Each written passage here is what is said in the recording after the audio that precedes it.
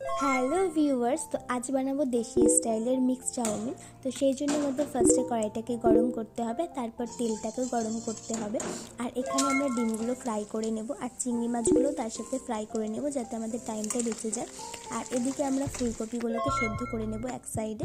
আর যেখানে আমাদের চিংড়ি মাছ ও ডিমগুলো ফ্রাই হচ্ছিলো তার মধ্যে আমরা পেঁয়াজ কুচি, রসুন কুচি আর লঙ্কা কুচি আর যে আদা কুচি ছিল সেগুলো অ্যাড করে নেব। আর যে ফুলকপিগুলো আমরা সেদ্ধ করেছিলাম সেটা এখানে অ্যাড করে নেব।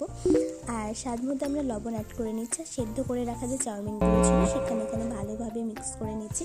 আর এই প্রসেসটা তোমরা কখনো ভুলে করতে চাইলে তোমরা চামচের হেল্পেই প্রসেসটা কমপ্লিট করবে। আর লাস্টে আমরা কিষান সস দিয়ে চাউমিনটা রেডি করে নিলাম। তো আমাদের মিক্স চাউমিন রেডি হয়ে গেছে।